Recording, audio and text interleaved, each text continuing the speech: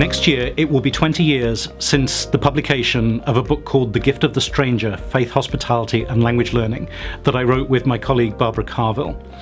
When this book came out, it was quite unusual. There simply weren't other books around that were trying to combine an interest in Christian theology with an interest in language learning. And in fact, the book partly came out of my own frustrations with that gap over a number of years, and those of my colleague Barbara as well. Before working on the book, for a number of years, I'd been teaching high school in England, and I taught languages. And a few years before I started teaching high school, I'd become a Christian, and I was in this struggle of trying to figure out how these two parts of my identity, that I was a Christian and I was a language teacher, might relate to each other.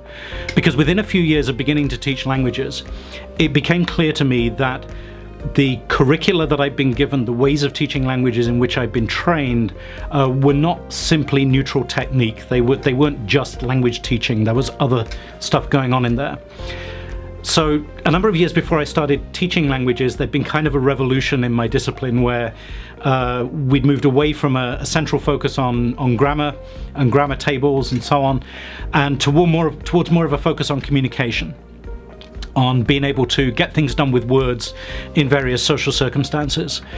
And that had led for a while to curriculum materials that had a heavy focus on being able to buy things in cafes, order in restaurants, get train tickets, go on vacations abroad, talk about yourself to new people. And a lot of this was practically useful. It was things that people could use when they traveled abroad, but it also started to feel very egocentric. It was like we spent most of the time talking about ourselves and asking other people for things using the new language that we'd learned. And then when you added to that the sense that the kind of sentences we practiced in class, when we actually used the language, we talked first person an awful lot. This is my name, this is my house, this is where I live, this is my favorite food, I like this kind of music, I went on this trip last year. We didn't spend as much time learning to listen to other people well, learning to listen to their stories. And we didn't spend enough time learning about culture. And then when students asked us what the goals of language learning were, why am I in a language class, why do I have to learn this? I realized we often tended to instinctively start giving them answers like, well, it will help you get a job, it will help you get into university, it will help your future career in this way or this way. And again, those are not invalid reasons. Those are reasons why people learn languages, but cumulatively they started to feel like exclusively egocentric reasons for learning languages, as if the only reason that another person's language is important is because it somehow helps me to promote my goals in terms of my own life trajectory. It started to feel as if we were learning German, not because Germans were important, but because it might be a useful tool for us to get ahead. So alongside that, like I said, I'd recently become a Christian, and so my Christian formation is starting to teach me that loving God and loving your neighbor as yourself are at the heart of what it means to be human. And so I start to experience this friction between the two stories that are shaping my identity, the story that's coming from my Christian formation and the story that's coming from my professional formation as a language educator. In the midst of that struggle, I came into contact with Barbara Carville, who was teaching at Calvin College, where I now work in Grand Rapids, Michigan.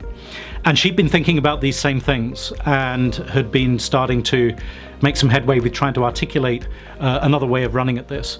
So we met at a conference, we met a year later at another conference, and we started sketching the outline of a book. I remember us writing chapter titles on a napkin in Derby Railway Station in England. And the book that we came up with tried to take a single core thought and work it all the way through the different phases of language teaching. And that core thought was that at the heart of biblical ethics is a call to be hospitable to strangers. So in Leviticus 19, it says, love your neighbor as yourself. That's where Jesus got it from. And a few verses later, it says, love the alien, love the stranger as yourself. In the same chapter. So these two love someone as yourself utterances right next to each other. Love your neighbor as yourself, love the stranger as yourself. And this echoes all the way through the rest of Scripture.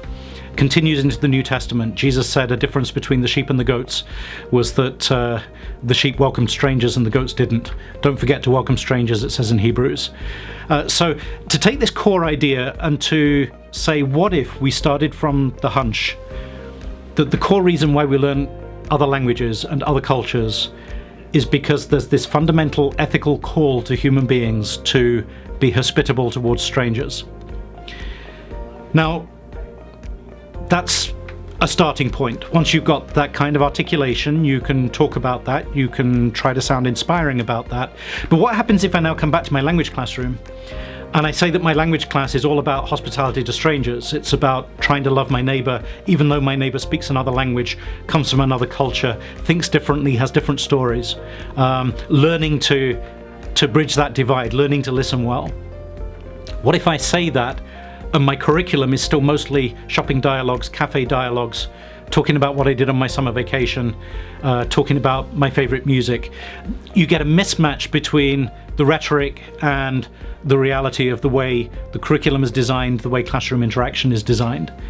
So the question then arises, how do I start as a language professional? How do I start redesigning my materials, the pictures that I choose, the dialogue material that I choose, the topics I bring into the classroom, the tasks I design for students, in a way that it works as language acquisition? This is not stopping being a language teacher and going and doing a Bible study. This has to work as a language class, but a language class that's designed on the assumption that what we are learning how to do is to exercise hospitality towards strangers. The Gift of the Stranger was our first large-scale attempt to articulate that and to work through the background rationale, the history of Christian involvement in the discipline, classroom methodology, textbooks, all the different parts of language education, and to start pointing to how Christian language professionals might be able to work their faith into every aspect of their teaching, whether or not they're teaching in a Christian school, more as an act of basic faithfulness to try to get a fit between basic beliefs and convictions and the way that we're designing our work as language professionals.